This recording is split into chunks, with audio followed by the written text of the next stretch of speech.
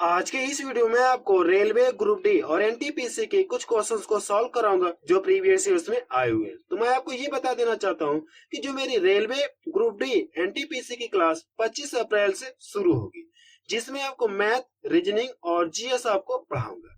जैसे मैथ और रीजनिंग में क्या करूँ, सभी चैप्टरों को पढ़ाऊंगा और जैसे सभी चैप्टर कंप्लीट हो जा रहे हैं उन चैप्टरों को क्या करूँ, चैप्टर वाइज को प्रैक्टिस भी प्रोवाइड कराऊंगा। तो चलिए अब शुरू करते हैं। देखिए क्वेश्चन 1 क्या है। एक फल विक्रेता के पास कुछ सेब थे, उसने 40% बेच दिए। अभी उसके पास 420 सेब बचे। 420 सेब हैं, तो प्रारंभ में उसके पास कितने सेब थे, हमको ये बताना है। देखिए इसमें क्या दिया है, एक फल विक्रेता के पास कुछ सेब थे, बट मुझे नहीं पता उसने क्या किया, उसमें से 40% बेच दिया। तो अभी उसके पास बचे कितने, 420 सेब बच गए। तो हमको ये बताना है कि उसके पास कुल कितने सेब थे। ठीक है, तो इसे दो तरीके लगा सकते हैं। तो सबसे पहले आपको डिटेल बता रहा हूँ और दूसरा तरीका ये बताऊंगा कि आप इसे क्या करें, सिर्फ एक लाइन में से सॉल्व कर सकते हैं। तो मैं आपको पहले समझा दे रहा हूँ, फिर मैं आपको वो तरीका बताऊंगा कि आप इसे सिर्फ एक लाइन में सॉल्व करेंगे। देखिए क्या करें, मान लो जो भी विक्रेता फल विक्रेता रहा होगा, इसके पास जो भी सेब रहे होंगे ये अपने आप में क्या होंगे, 100% होंगे। ठीक है, इसके पास जितने भी सेब होंगे वो अपने आप में 100% होंगे। इसलिए इसमें से क्या किया, 40% अगर सेब बेच दे रहा है तो इसके पास बचे कितने, यानी बचा सेब कितना, 60% बचा कि नहीं बचा, कह सकते हैं 60% बचा। और सेबों की संख्या में कितने सेब बच रहे इसके पास, 420। तो कह सकते हैं ये 60% बराबर ही तो ये है। तो किसको यहाँ से हम लोग बराबर कर ले रहे हैं, यहाँ से ये बराबर है। अगर 60% बराबर इतना है तो इससे अगर मैं भाग दूं तो क्या मिलेगा, मुझे 1% का मान मिल जाएगा ये पूरा। अगर ये 1% का मान आ गया तो इसके पास जो भी सेब थे अपने आप में 100% थे, तो आप इसमें 100 से गुणा कर, तो अब हमको ये पता चलेगा उसके पास कुल कितने सेब थे। आप यहाँ से कैलकुलेशन कर लीजिए तो हमको पता चले उसके पास कुल कितने सेब थे। यहाँ से ये 0 से कट जाएगी इससे, तो 6 7 कितना, ये 42 हो जाएगा। यहाँ से गुणा कर कितना जाएगी, 700। अर्थात उसके फल विक्रेता के पास कुल कितने सेब थे, 700 सेब थे। ये तो आपको थोड़ा डिटेल मैंने आपको समझा दिया है, लेकिन आप एग्जाम में कैसे लगाएंगे मैं आपको वो तरीका बता जा रहा हूँ। ठीक है, देखिए फल विक्रेता के पास जो भी सेब थे ये तो अपने आप में 100% होंगे।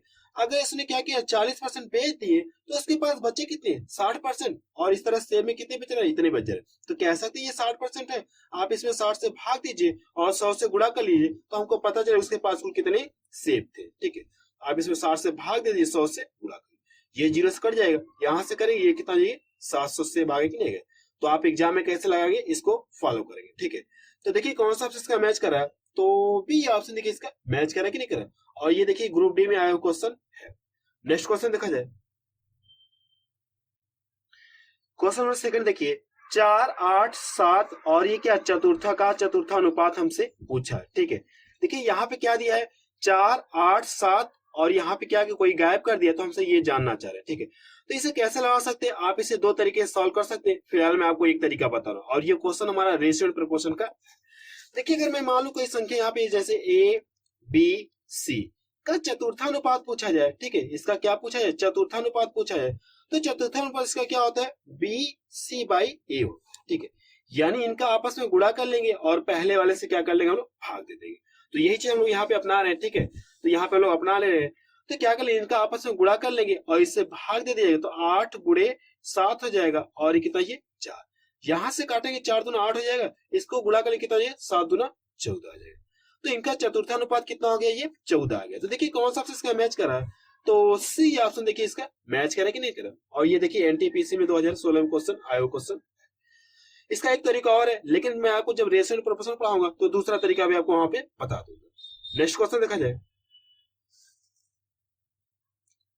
क्वेश्चन नंबर थर्ड देखिए, यदि a इक्वल टू कितना 2b है, इक्वल टू कितना 3c है, तो हमसे क्या बताना पूछा है, ए बी सी का मान, means a ratio b ratio c का मान बताना है। ठीक है, इस क्वेश्चन को कैसे सॉल्व करेंगे, फिलहाल ये भी क्वेश्चन आपका क्या है, रेशियो एंड प्रोपोर्शन का है। ठीक है, देखिए इस क्वेश्चन को सॉल्व करने के हम लोग ये करते हैं कि अगर ये a b c d हम लोग एक साइड लाते हैं। ठीक है, अगर ये यहाँ पे है तो अगर ये मैं b इधर लाऊं तो ये बटा b हो जाएगा। ये क्लियर, इतना a बटे b होगा कि नहीं होगा, होगा।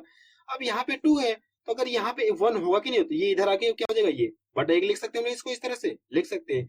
अब देखिए हम लोग यहाँ से क्या लिख सकते हैं, इसमें और इसमें मैंने कंपेयर कर लिया, तो हम लोग इसमें और इसमें कंपेयर करें। ठीक है, तो बी से हम क्या करें, बी यहीं पे रहेगा और सी आके इधर बटा है तो बी बटे सी हो जाएगा ये। ठीक है, अब देखिए 3 यहीं पे रहेगा और 2 आके इधर बटा हो जाएगा, तो 3 बाई कितना, ये 2 हो जाएगा। इतना समझ में आ गया आपको।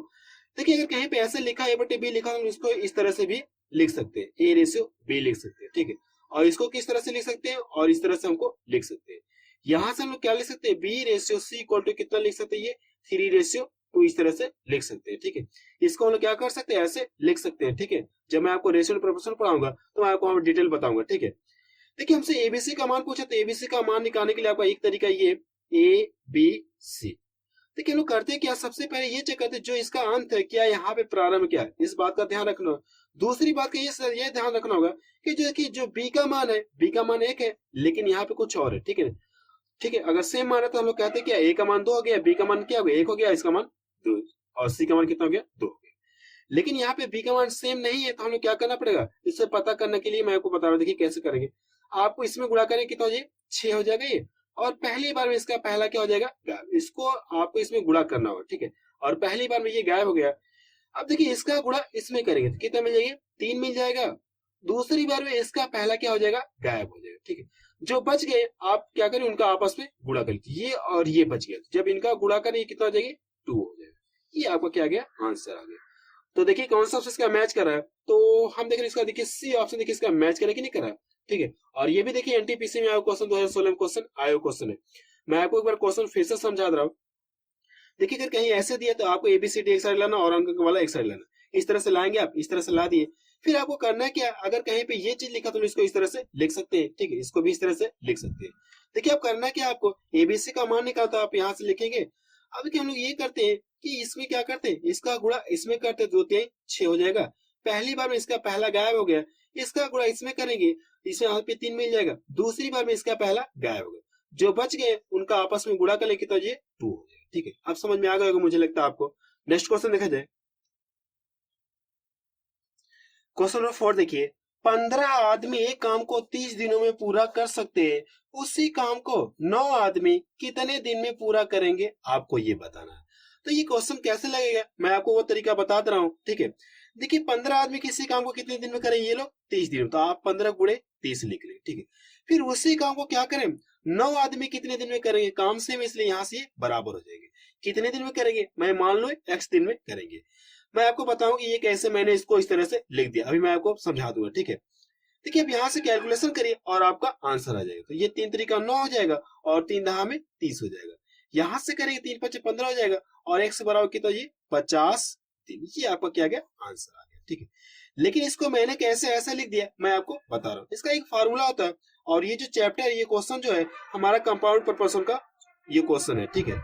तो उसमें फार्मूला आता है, मैं आपको फार्मूला यहाँ पे लिख दे रहा हूँ, ठीक है। एम डी एच ई और ये डब्ल्यू आर, ठीक है। M D H E W R, ये हम लोग इसे 1 1 से इंडिकेट कर देते हैं, और इसे 2 2 से इंडिकेट कर देते हैं, ठीक है। जब मैं आपको चैप्टर पढ़ाऊंगा तो पूरा मैं आपको वहां पे डिटेल बताऊंगा, ठीक है। ये एम क्या हमारा, ये आदमी है, और डी हमारा क्या यहाँ पे डे यानी दिन है, एच हमारा क्या आवर्स में घंटा है, और ये हमारे क्या एफिशिएंसी में क्षमता है, और डब्ल्यू हमारा क्या यहाँ पे वर्क में कार्य है, और ये क्या आर हमारा क्या रेंट में किराया है, ठीक है। जब मैं आपको कंपाउंड प्रपोर्शन पढ़ाऊंगा मैं आपको वहां पे डिटेल आपको सब कुछ पढ़ा दूंगा, ठीक है। नेक्स्ट को इसका देखिए कौन सा ऑप्शन इसका मैच करा है, तो इसका देखिए बी ऑप्शन देखिए इसका मैच करा कि नहीं करा, और ये भी क्वेश्चन देखिए एनटीपीसी में आया क्वेश्चन। नेक्स्ट क्वेश्चन देखा जाए, क्वेश्चन नंबर 5 देखिए, एक वृत्त का क्षेत्रफल 616 वर्ग मीटर है, तो इसका व्यास कितना होगा, आपको ये बताना है। वैसे ये क्वेश्चन जो आपका मेंसुरेशन का है, जब मैं मेंसुरेशन पढ़ाऊंगा तो वहां मैं आपको पूरा डिटेल पढ़ाऊंगा। फिलहाल मैं आपको ये क्वेश्चन सॉल्व करके दिखा दूं। देखिए क्या दिया, वृत्त का क्षेत्रफल दे दिया ना, तो वृत्त का क्षेत्रफल, वृत्त का क्षेत्रफल होता कितना, पाई आर स्क्वायर होता है, ये आपको पता होगा। देखिए क्या करना हमको, यहाँ से क्या करना, ये व्यास का मतलब क्या होता है, जो रेडियस होता है इसका हम लोग क्या करते हैं, इस त्रिज्या का 2 गुना कर लेते हैं, हमको क्या पता चल जाएगा, व्यास। जैसे मैं आपको फिगर समझा रहा हूँ, ठीक है। अगर ये कोई वृत्त है तो यहाँ से इसका क्या है, इसकी ये रेडियस होती है, त्रिज्या होती है ना, ये इसकी क्या होती है, त्रिज्या मींस आर से हम लोग इसे इंडिकेट करते हैं। अगर मैं ये भी जोड़ लूं, ये पूरा जोड़ तो इसका क्या हो जाएगा, ये व्यास हो जाएगा। तो यही चीज हमको ये बताना है, ठीक है, मींस 2r का मान हमको बताना है। अब देखिए वृत्त का क्षेत्रफल आपको यहाँ पे दे दी, तो इसके जगह मैं ये रख सकता हूँ, तो 616 हो जाएगा, और ये पाई का मान कितना होता है, 22/7 होता है। अब ये आर स्क्वायर हो जाएगा। अब देखिए यहाँ से काटना पीटना आपका आंसर आ जाएगा। जब इसे काटे कितना, 11 से ये भी कटे, 11 दूना 22 हो जाएगा, और 11 पचे 55 हो जाएगा, 55 और 6 इधर 11 छक्का 66 हो गया। यहाँ से काटे अब कितनी बार कटिए, तो कितनी बार में करिए, दो दुना 4 हो जाएगा, 2 दुना 4 और 2 8 16। अब देखिए यहाँ से क्या करना, आपको गुणा कर लीजिए और हमको क्या करना, आर स्क्वायर का मान बताना है। तो ये कितना हो जाएगा, 7 8 कितना हो जाएगा, 56 हो जाएगा। ये 7 दुना 14 और 14 5 कितना हो जाएगा, 19 हो जाएगा, 196। आर स्क्वायर बराबर इतना है, तो अगर मैं यहाँ से हटा दूं तो ये क्या हो जाएगा, कड़ी में हो जाएगा ये। तो आर बराबर यहाँ से कितना हो जाएगा, 14। ये किसका स्क्वायर होता है, 14 का होता कि नहीं, तो हम यहाँ से कड़ी से फिर 14 देगा कि नहीं देगा। अब देखिए ये आर का मान पता चल गया, तो ये अगर ये आर है यानी 14, यहाँ से यहाँ 14 है, तो हमको क्या बताना, पूरा बताना। तो आप इसका क्या कर लिए, डबल कर लिए। तो व्यास कितना आ जाएगा, आप इसका डबल कर लेंगे तो आपको पता चल जाएगा व्यास कितना। तो 14 दूनी कितना, ये 28 मीटर हो जाएगा। ये आपका क्या गया, आंसर आ गया। तो देखिए कौन सा ऑप्शन इसका मैच कर रहा है, तो सी ऑप्शन देखिए इसका मैच कर रहा है। और ये भी क्वेश्चन देखिए एनटीपीसी में आया हुआ क्वेश्चन है। नेक्स्ट क्वेश्चन देखा जाए, क्वेश्चन नंबर 6 देखिए, एक टैंक को 30 मिनट में भरा जा सकता है। टैंक में एक रिसाव है जो टैंक को 90 मिनट में खाली कर सकता है। तो टैंक कितनी देर में भर जाएगा, हमको ये बताना। ठीक है, तो देखिए इस क्वेश्चन को मैं आपको समझा दूं, इस क्वेश्चन में लिखा क्या है, मैं आपको फिगर से समझाता हूँ। ठीक है, अगर मैं मानो अगर ये कोई टंकी है, ठीक है, कोई टंकी, इसमें नल लगा है और इसका नाम दे रहा हूं मैं ए दे रहा हूँ। ठीक है, अगर ये ए से भरा है तो इसे कितने मिनट भर देगा, ये 30 मिनट में भर देगा। ठीक है, लेकिन कहीं यहाँ पे रिसाव है। रिसाव मतलब क्या, कहीं इधर से छिद्र है और ये पानी इधर से निकल रहा है। अगर ये टंकी पूरी भरी हो तो छिद्र के द्वारा ये कितने मिनट में खाली हो सकती है, 90 मिनट में खाली हो सकती है। और इसका नाम दे रहा हूं मैं बी दे रहा हूँ। ठीक है, 90 मिनट में खाली हो सकती है। तो हमसे क्वेश्चन में ये जानना चाह रहे हैं कि अगर ये भरने वाला नल भी और ये क्या कर रही है, खाली करने वाला भी नल, दोनों अगर एक साथ चले, मीन्स ये वाला और ये वाला दोनों एक साथ चले, तो टंकी को भरने में कितना समय लगेगा, हमको यही बताना है। ठीक है, तो ये क्वेश्चन कैसे लगेगा मैं आपको यहाँ पे बता रहा हूँ। ठीक है, ठीक है, ए है जो इसे कितने मिनट भर रही है, 30 मिनट में भर रहा है। जो बी है वो इसे कितने मिनट भर रही है, 90 मिनट में भर रहा है। अब दोनों के एलसीएम लेंगे और ये टाइम एंड, जैसे अगर आपके टाइम एंड वर्क चैप्टर है, सेम दोनों एक तरह से, टाइम एंड वर्क हो गया और पाइप टंकी दोनों सेम एक तरह से चैप्टर है और दोनों एक ही कॉन्सेप्ट पे लगते हैं। ठीक है, इनके एलसीएम लेंगे तो 30 और 90 का एलसीएम कितना हो जाएगा, 90 हो जाएगा। एलसीएम लेने के बाद इसमें भाग देंगे तो कितनी बार जाएगा, 3 बार जाएगा। इससे भाग दे कितनी बार जाएगी, 1 बार जाएगा। देखिए हुआ क्या कि इसमें कितना पानी भरेगा, जैसे ही इसमें से 3 लीटर पानी भरेगा ये वाला, वैसे इसमें से क्या कर दे, 1 लीटर पानी बाहर निकाल के फेंक देगा। यही ना, ये खाली कर रहा है कि नहीं खाली कर रहा है, ये खाली कर रहा है। जैसे नल ए इसमें 3 लीटर पानी भरेगा, वैसे इसमें से क्या कर देगा, 2 लीटर पानी बाहर निकाल के फेंक देगा। और टंकी आपकी टोटल कितने लीटर की है, 90 लीटर की है। ठीक है, 90 लीटर की है। तो अगर ये जैसे 2-3 लीटर पानी भरेगा, 1 लीटर पानी बाहर निकाल के फेंक दिया, तो टंकी में बचा कितना पानी, 2 लीटर बचा ही है। फिर अगला मिनट आएगा, जैसे इसमें क्या करे, 3 लीटर पानी भरेगा, वैसे इसमें से 1 लीटर पानी बाहर निकाल के फेंक देगा। तो बचा फिर टंकी में कितना, 2 लीटर भरेगा, बचा कि नहीं बचा। तो इस तरह से मुझे भरना कितना है, 90 बार भरना है। तो आप क्या करें, आप ये तरीका ना अपनाएंगे, आप यहाँ से करेंगे, इसके यहाँ पे डिफरेंट करिए, जो भी अंतर आएगा आप यहाँ पे भाग दे दीजिए। तो कितना ये 45 मिनट, अर्थात टंकी कितने समय में भर जाएगी, 45 मिनट में भर जाएगी। तो देखिए कौन सा ऑप्शन इसका मैच कर रहा है, तो बी ऑप्शन देखिए इसका मैच कर रहा है। ठीक है, ये जो चैप्टर है पाइप और टंकी का है, जब मैं आपको पाइप टंकी पढ़ाऊंगा तो मैं आपको बिल्कुल डिटेल से आपको वहां पढ़ा दूंगा। ठीक है, तो आप मुझे कमेंट सेक्शन में जाके बताइए कि ये वीडियो आपको कैसा लगा। और मैं आपको ये बता देना चाहता हूँ एक बार फिर से कि जो मेरी रेलवे ग्रुप डी एनटीपीसी की क्लास 25 अप्रैल से शुरू होगी।